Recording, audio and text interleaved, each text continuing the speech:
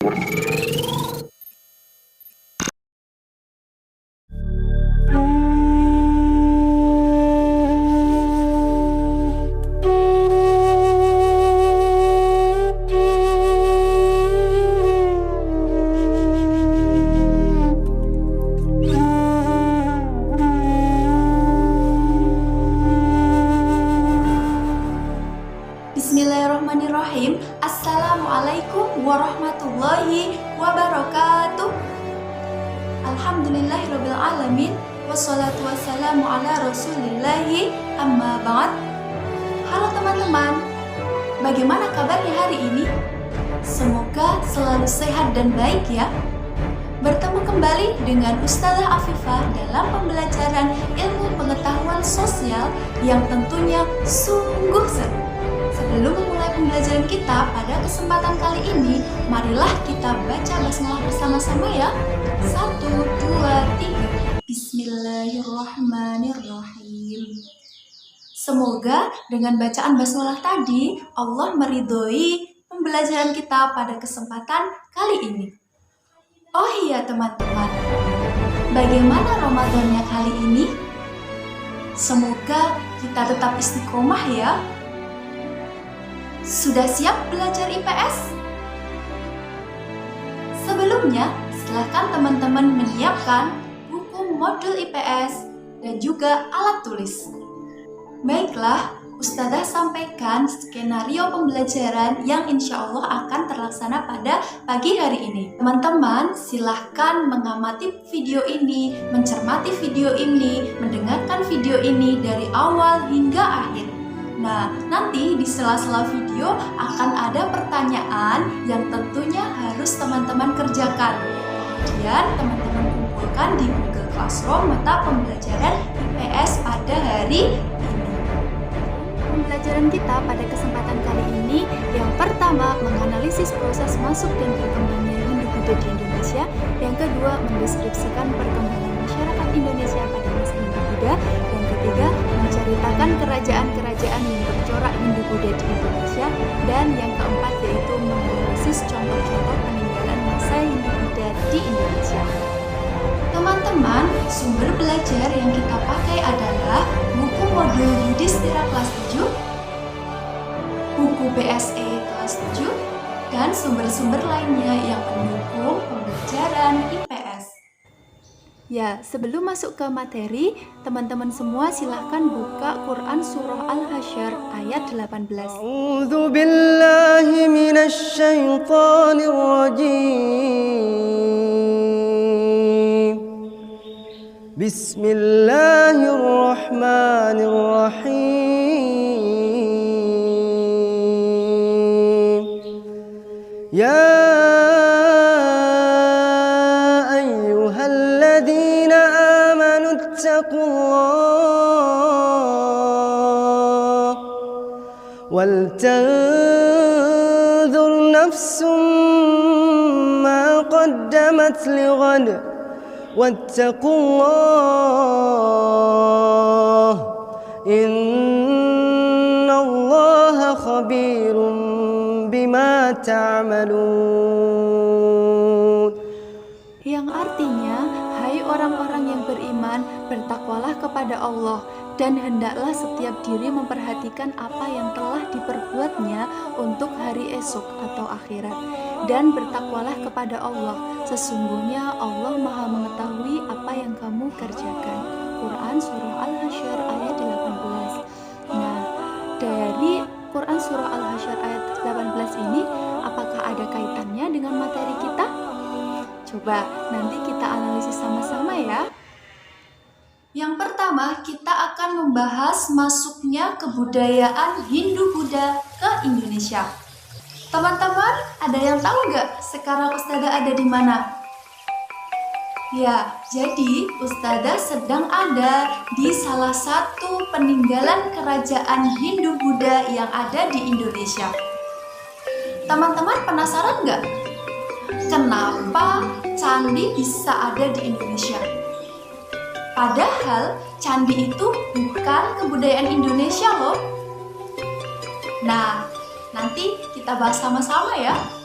Indonesia merupakan salah satu negara di kawasan Asia Tenggara yang terletak di antara dua benua dan juga dua samudra. Dengan letak Indonesia yang sangat strategis ini menjadikan Indonesia sebagai tempat transit para pedagang, termasuk para pedagang Cina dan juga para pedagang India. Masyarakat di Indonesia ternyata juga ikut aktif dalam perdagangan tersebut. Sehingga terjadilah kontak hubungan di antara keduanya, Indonesia-India dan juga Indonesia-Cina. Hubungan antara kedua bangsa itu menyebabkan pengaruh Hindu-Buddha yang berasal dari India berkembang pesat di Indonesia. Namun demikian, tidak diketahui pasti nih, kapan dan bagaimana proses masuknya kebudayaan Hindu-Buddha di Indonesia. Sampai saat ini masih ada beberapa pendapat mengenai cara dan proses masuknya Hindu-Buddha ke Kepulauan Indonesia. Ada 4 teori berkembangnya kebudayaan Hindu-Buddha ke Indonesia.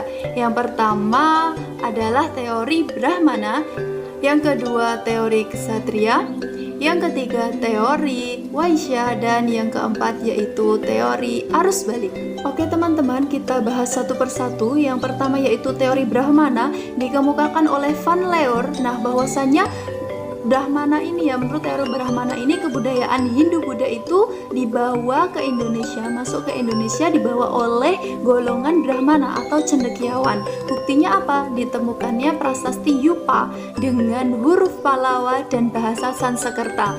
Nah, bahasa Sanskerta huruf Pallava ini hanya bisa dibaca ya oleh golongan Brahmana. Namun teman-teman, dalam teori Brahmana ini juga ada kekurangannya, yaitu menurut ajaran Hindu kuno bahwasanya golongan Brahmana itu dia tidak boleh keluar ya, dilarang menyeberangi lautan apalagi ke negara lain, itu sudah tidak mungkin. Nah, kita lanjut teori yang kedua yaitu teori Ksatria. Teori Ksatria menyatakan bahwasanya kebudayaan Hindu-Buddha itu masuk ke Indonesia dibawa oleh golongan Ksatria atau prajurit. Nah, ada 3 tokoh ya. Tokoh yang pertama yaitu Burke. Nah, menurut Burke ini golongan Ksatria itu membantu peperangan suku yang ada di Indonesia. Kemudian setelah menang dinikahkan dengan putri kepala suku dan kemudian menyebarkan ya budaya-budaya Hindu-Buddha ke suku itu. Lalu menurut pendapat yang kedua yaitu Mukherjee kayak gitu. Nah, golongan Ksatria ini datang ke Indonesia untuk membangun koloni yang selanjutnya menjadi sebuah kerajaan. Dan ahli yang ketiga yaitu Mons. Golongan Ksatria ini dia melarikan diri ke Indonesia pada abad ke-5 bersamaan dengan runtuhnya kerajaan Hindu-Buddha di Indonesia. Nah, kemudian barulah dia memunculkan kerajaan Hindu-Buddha yang ada di Indonesia. Teori yang ketiga yaitu teori Waisya, bahwasannya menurut Krom kebudayaan Hindu-Buddha ada ya berkembang di Indonesia dibawa oleh golongan pedagang. Teori yang selanjutnya yaitu teori arus balik, dikemukakan oleh Bos. Nah, kebudayaan Hindu-Buddha ini menyebar ke Indonesia dibawa oleh pemuda Indonesia yang belajar di India, kemudian pulang membawa kebudayaan Hindu-Buddha yang diajarkan kepada lingkungannya. Baiklah, pertanyaan yang pertama yaitu menurut kamu teori mana yang paling cocok dan apa alasannya? Teman-teman, kita lanjut di subbab berikutnya yaitu pengaruh Hindu-Buddha di Indonesia. Nah, ada beberapa pengaruh yaitu di bidang pemerintahan, sosial, ekonomi, agama, dan juga budaya. Di bidang pemerintahan sendiri teman-teman, sebelum agama Hindu-Buddha masuk ke Indonesia, di Indonesia itu dipimpin oleh seorang kepala suku.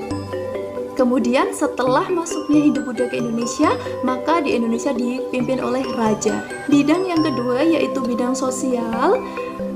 Nah, di bidang sosial ini kebudayaan Hindu-Buddha ada di Indonesia ditandai dengan adanya sistem kasta yang ada di kelompok Hindu-Buddha yang ada di Indonesia.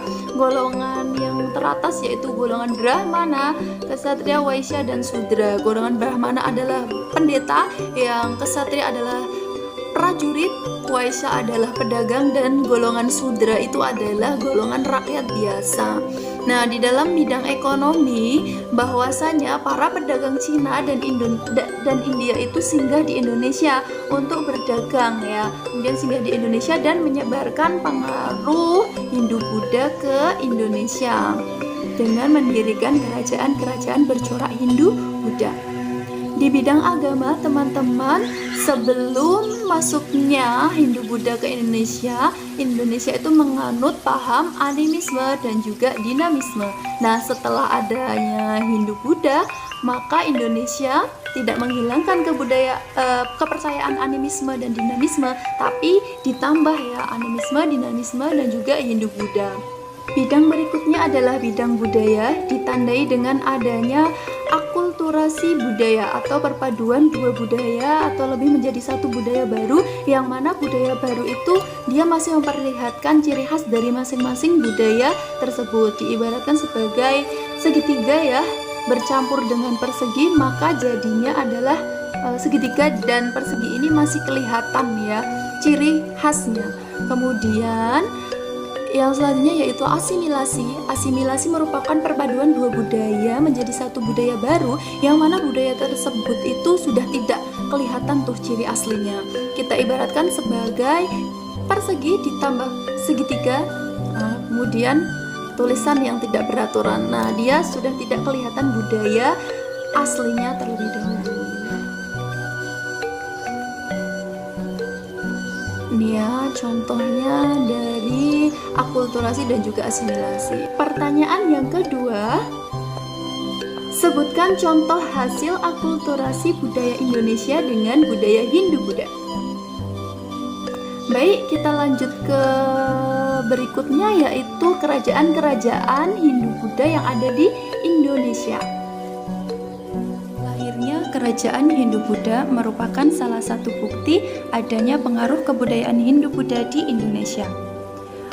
Pada masa pemerintahan kerajaan-kerajaan ini, tradisi Hindu-Buddha di Kepulauan Indonesia berkembang dengan sangat pesat. Ada beberapa kerajaan Hindu-Buddha di Indonesia. Pertanyaan yang ketiga, tonton video kerajaan Hindu-Buddha yang ada di Indonesia. Link nanti ada di deskripsi ya teman-teman. Kemudian nanti silakan teman-teman golongkan mana yang termasuk kerajaan Hindu, mana yang termasuk kerajaan Buddha. Lanjut di peninggalan masa Hindu-Buddha di Indonesia. Banyaknya jumlah kerajaan Hindu-Buddha di Indonesia mewariskan peninggalan-peninggalan sejarah yang banyak pula. Peninggalan-peninggalan tersebut dapat berupa seni bangunan, kitab-kitab, tradisi, dan kebudayaan-kebudayaan lainnya. Pertanyaan yang keempat, silahkan baca buku paket halaman 274, kemudian sebutkan warisan budaya Indonesia pada masa Hindu-Buddha.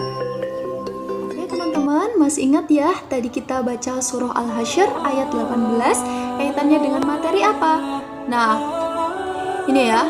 Ya ayyuhalladzina amanu taqullaha, hai orang-orang yang beriman, bertakwalah kepada Allah.